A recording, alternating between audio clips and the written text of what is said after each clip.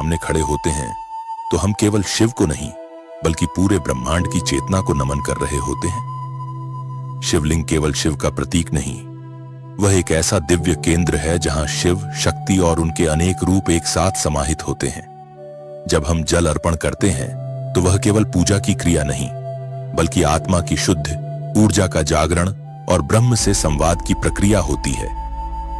इस वीडियो में हम जानेंगे शिवलिंग में कौन कौन से देवता वास करते हैं, क्यों होती है शिवलिंग की पूजा और उसका आध्यात्मिक महत्व क्या है, और जल अर्पण करने का गूढ़ रहस्य क्या है। हर शास्त्र, हर पुराण, हर कथा यही कहती है कि शिव को जानने का मार्ग अनुभव से होकर जाता है। तो आइए उस अनुभव की ओर बढ़ें जहां ज्ञान और भक्ति एक हो जाते हैं। जानें शिवलिंग के भीतर छुपे हुए दिव्य रहस्य और उसे समझें उस रूप में जिसे न केवल आंखें देखती हैं बल्कि आत्मा महसूस करती है। अगर आपने इस वीडियो का पहला भाग अब तक नहीं देखा है तो ऊपर दिए गए लिंक पर क्लिक करके पहले उसे जरूर देखें, और अगर आपने अभी तक इस चैनल को सब्सक्राइब नहीं किया है तो कृपया सब्सक्राइब जरूर करें ताकि आपको हर नए वीडियो का नोटिफिकेशन समय पर मिल सके। आइए जानते हैं शिवलिंग में कौन कौन से देवता निवास करते हैं और क्यों यह केवल शिव का प्रतीक नहीं बल्कि समस्त ब्रह्मांडीय शक्तियों का केंद्र माना जाता है। जब हम मंदिर में शिवलिंग के सामने खड़े होते हैं तो हमारी आंखें केवल एक गोलाकार पत्थर को नहीं देखती बल्कि एक ऐसी दिव्य संरचना को नमन करती हैं जिसमें शिव, शक्ति, ब्रह्मा, विष्णु, गणेश, कार्तिकेय, सूर्य, चंद्रमा और नवग्रहों तक सभी की ऊर्जाएं समाहित होती हैं। शास्त्रों में वर्णन आता है कि शिवलिंग का ऊपरी गोल भाग, जिसे हम लिंगम कहते हैं, वह स्वयं शिव की परम चेतना का प्रतीक है। यह वह बिंदु है जहां कोई आकार नहीं, कोई गुण नहीं, केवल मौन, केवल ब्रह्म है। वहीं उसके नीचे स्थित आधार, जिसे पीठिका या योनिपीठ कहा जाता है, शक्ति का रूप है, वही पार्वती, जिससे सृष्टि की क्रिया आरंभ होती है। शिव और शक्ति का यह मिलन ही जीवन की मूल ऊर्जा को जन्म देता है। लेकिन शिवलिंग की संरचना यहीं तक सीमित नहीं। कई पुराणों में कहा गया है कि शिवलिंग का आधार ब्रह्मा की रचना शक्ति का प्रतीक है, और गहराई में जहां हमारी दृष्टि नहीं जाती वहां विष्णु की पालक शक्ति विद्यमान रहती है। इस प्रकार शिवलिंग न केवल सृजन और संहार बल्कि पालन की भी त्रिपदी शक्ति को समेटे होता है। शिवलिंग के चारों ओर सूक्ष्म रूप में गणेश और कार्तिकेय की उपस्थिति मानी जाती है। वे ऊर्जा के द्वारपाल हैं, संतुलन बनाए रखते हैं और भक्त की साधना को सफल बनाते हैं। साथ ही नवग्रह, जो हमारे जीवन के प्रत्येक पक्ष को प्रभावित करते हैं, वे भी शिवलिंग के चारों दिशाओं में विद्यमान होते हैं। यही कारण है कि शिवलिंग की पूजा मात्र एक देवता की उपासना नहीं बल्कि समग्र ब्रह्मांड के तत्वों को संतुलित करने की प्रक्रिया होती है। जब एक भक्त श्रद्धा से जल, दूध, घी या पंचामृत अर्पित करता है तो वह केवल शिव को नहीं बल्कि समस्त देव शक्तियों को संतुलन में लाने का कर्म कर रहा होता है। शिवलिंग एक ऐसा अद्भुत केंद्र है जहां सभी देवता एक होकर एक ही चेतना में विलीन हो जाते हैं। इसलिए शिवलिंग की पूजा परमात्मा की पूजा से कहीं अधिक है। यह उस अनंत सत्ता की उपासना है जो हमारे भीतर भी धड़कती है और पूरे ब्रह्मांड में भी। आइए जानते हैं शिवलिंग की पूजा क्यों की जाती है। यह प्रश्न जितना साधारण लगता है, उत्तर उतना ही गहरा और आत्मा को छू लेने वाला है। शिवलिंग की पूजा केवल एक धार्मिक परंपरा नहीं, यह आत्मा और परमात्मा के बीच का संवाद है। यह वह क्षण होता है जब हम संसार की ऊहापोह से हटकर स्वयं से मिलते हैं, अपने भीतर के मौन शिव से। शिवलिंग की पूजा इसलिए की जाती है क्योंकि वह साकार रूप में उस निर्गुण ब्रह्म का प्रतीक है जिसे आंखों से देखा नहीं जा सकता लेकिन अनुभव किया जा सकता है। वह लिंग जो निराकार को आकार देता है, वह बिंदु जहां चेतना स्थिर होती है, वह केंद्र जहां से ध्यान उठता है और ऊर्जा प्रवाहित होती है, यही है शिवलिंग। जब कोई साधक श्रद्धा और भक्ति से शिवलिंग के सामने बैठता है, जब उसका मन भटकाव से हटकर केवल शिव पर टिकता है, तब शिवलिंग ध्यान का केंद्र बन जाता है।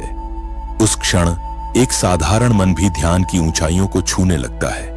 यह साधना उसे भीतर से शांत करती है और भीतर की गहराइयों में छिपे दोषों को धोती है। शिवलिंग की पूजा केवल आत्मिक संतुलन का साधन नहीं, यह पापों के प्रायश्चित का माध्यम भी है।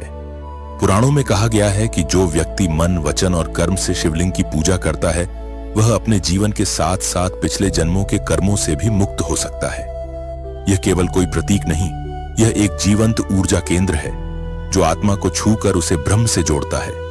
जब हम शिव को पूजते हैं, हम केवल उनकी सृष्टि या संहार शक्ति की वंदना नहीं कर रहे होते, हम स्वयं को जीवन के संतुलन के प्रति समर्पित कर रहे होते हैं। क्योंकि शिव केवल विनाश नहीं, वे उस सृजन की भी शुरुआत हैं जो हर अंत के बाद आता है। जब हम शिवलिंग की परिक्रमा करते हैं, जब उस पर जल चढ़ाते हैं, तो हम यह स्वीकार कर रहे होते हैं कि जीवन निरंतर प्रवाह है, जहां हर गिरावट एक नई शुरुआत की नींव है। और फिर आता है वह भाव जहां मैं समाप्त होता है और वह शुरू होता है, जहां साधक और ईश्वर में कोई भेद नहीं रह जाता, केवल एक ही अनुभूति बचती है, मैं शिव हूं। यही शिवलिंग की पूजा का सर्वोच्च उद्देश्य है, अपने अस्तित्व को परम के साथ एक कर देना। इसलिए शिवलिंग की पूजा केवल मूर्ति की पूजा नहीं, यह चेतना की उपासना है, वह चेतना जो सब कुछ में है, जो सब कुछ से परे है और जो अंततः स्वयं हम ही हैं। यही कारण है कि यह पूजा युगों से चली आ रही है और आज भी उतनी ही प्रासंगिक है, क्योंकि यह पूजा हमें हमारे मूल स्वरूप की याद दिलाती है। आपके मन में यह विचार अवश्य आया होगा कि शिवलिंग पर जल क्यों चढ़ाया जाता है। आखिर वह कौन सा रहस्य है जो इस सरल प्रतीत होने वाली क्रिया के पीछे छुपा है? आइए जानते हैं। शिवलिंग पर जल अर्पण कोई साधारण धार्मिक अनुष्ठान नहीं है, यह एक ऐसी गूढ़ प्रक्रिया है जो ब्रह्मांड की ऊर्जाओं को संतुलित करने का माध्यम बनती है। आपने देखा होगा, विशेषकर सावन के महीने में, कैसे भक्तगण सुबह सुबह गंगा जल लेकर शिवालय पहुंचते हैं और श्रद्धा से शिवलिंग पर अर्पण करते हैं। यह दृश्य जितना भावुक होता है, उतना ही गहन उसका आध्यात्मिक आधार भी होता है। शिव वह अग्नि का स्वरूप है, उनका तेज इतना प्रबल है कि संपूर्ण सृष्टि उसी से प्रकाशित होती है। किंतु यह अग्नि जब असंतुलित होती है तो विनाशकारी हो जाती है। जल उस अग्नि को संतुलित करता है। यही कारण है कि शिवलिंग पर जल चढ़ाने की परंपरा सदियों से चली आ रही है। यह केवल शिव को शांत करने की क्रिया नहीं, बल्कि यह उस ब्रह्मांडीय संतुलन का प्रतीक है जो सृष्टि को स्थिर रखता है।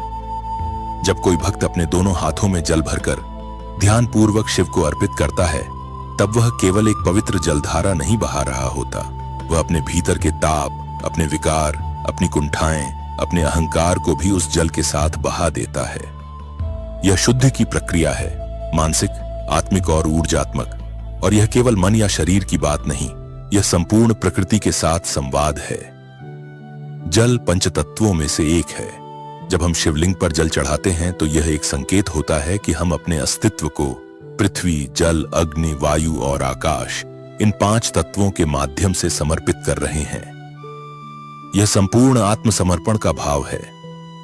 शास्त्रों में कहा गया है कि जब कोई भक्त शुद्ध मन से शिवलिंग पर जल अर्पित करता है तो उसी क्षण उसके पाप जल की बूंदों की तरह बह जाते हैं।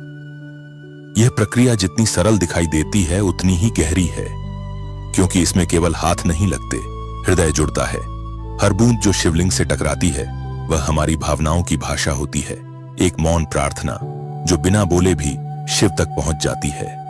इसलिए जब आप अगली बार शिवलिंग पर जल अर्पित करें, तो बस इतना याद रखिए, आप किसी मूर्ति पर जल नहीं चढ़ा रहे, आप ब्रह्मांड के सबसे ऊर्जावान केंद्र से संवाद कर रहे हैं। यह जल वह पुल है जो आपकी आत्मा को शिव से जोड़ता है। यही कारण है कि यह परंपरा आज भी उतनी ही जीवंत है जितनी युगों पहले थी, क्योंकि यह परंपरा केवल एक विधि नहीं, एक अनुभूति है। शिवलिंग कोई साधारण मूर्ति नहीं, यह ब्रह्मांड का प्रतीक है। इसमें न केवल शिव और शक्ति, बल्कि ब्रह्मा, विष्णु, गणेश, कार्तिकेय और नवग्रहों की चेतना भी समाहित होती है।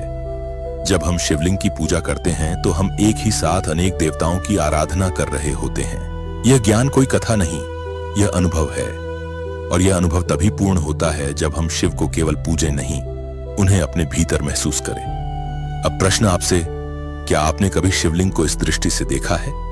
अगर नहीं, तो अगली बार जब आप शिवलिंग के सामने खड़े हों तो यह याद रखें, आप केवल एक पत्थर को नहीं, ब्रह्मांड के संपूर्ण ज्ञान को नमन कर रहे हैं। और अगर आपको यह विषय गहराई से जानने की इच्छा है तो क्या आप चाहते हैं पार्ट 3, जहां हम विस्तार से जानेंगे शिवलिंग से